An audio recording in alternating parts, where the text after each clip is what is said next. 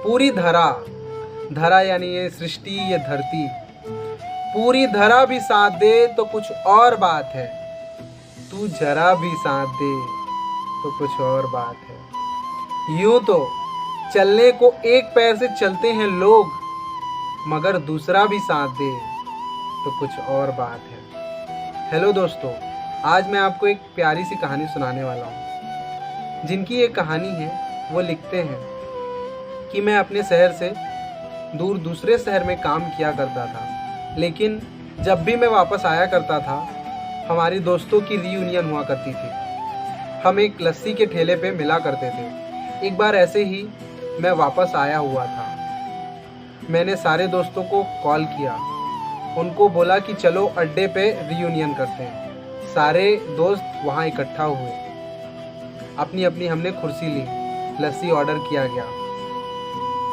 हमारी गप्पे चली रही थी कि एक महिला 70 से 80 वर्ष की मेरे पास में आके खड़ी हो गई, जिनकी आंख अंदर धसी हुई थी, जिनकी कमर झुकी हुई थी, जिनके हाथ में एक लाठी थी, जिनकी चेहरे पे भूख नज़र आ रही थी। उन्होंने मुझसे कहा, बेटा भगवान के नाम पे कुछ दे दो। यूँ तो जनरली मैं किसी भी भिखारी को पैसे वैसे नहीं देता, लेकिन उस दिन अचानक मुझे क्या हो गया, मेरा हाथ अपने आप मेरे पर्स पे जाने लगा और मैं सिक्के टटोलने लगा। फिर अचानक मेरे दिमाग में क्या हुआ, मैंने अपना पर्स अपनी जेब में वापस रख दिया।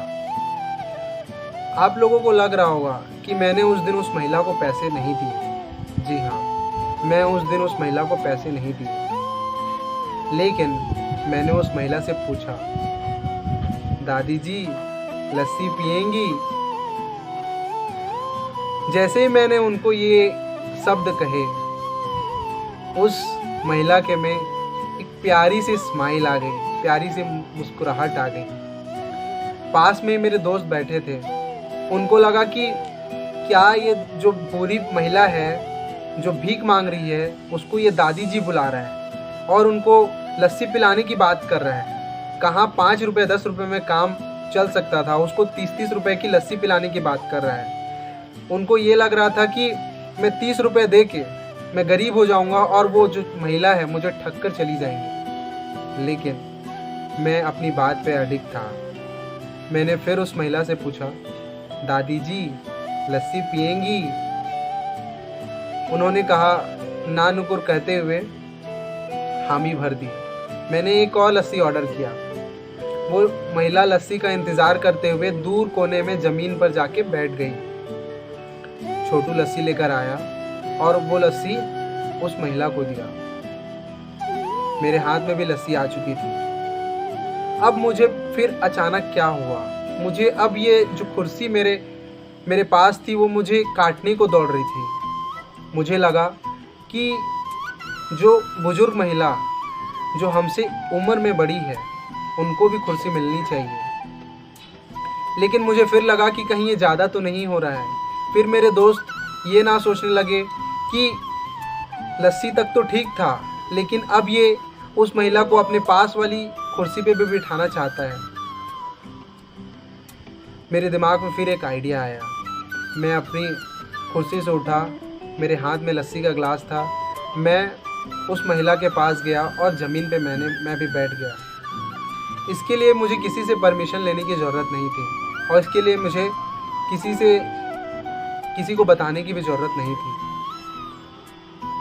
जैसे ही मैं वहाँ बैठा, किसी ने मुझे रोक दिया, टोक दिया, ज़ोर से आवाज़ लगाई, भैया आप दोनों यहाँ आ जाइए, मैं आप दोनों के लिए 2 कुर्सी लेकर आ रहा हूँ।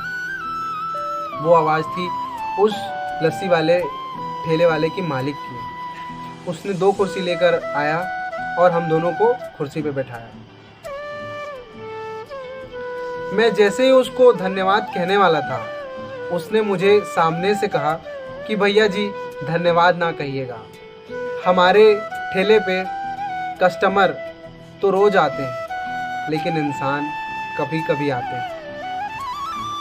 एक छोटी सी कहानी बहुत बड़ी सीख देती है।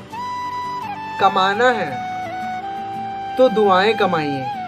पैसे तो हर कोई कमा लेता है और बांटना है तो मुस्कुराहट बांटिए। अगर आपको इस कहानी से थोड़ी भी सीख मिलती है तो लाइक करें, शेयर करें, सब्सक्राइब करें, क्योंकि मैं यूं ही इसी तरीके से छोटी छोटी स्टोरीज़ आपके लिए लाता रहूँगा और बड़ी बड़ी सीख देता रहूँगा। Thank you very much.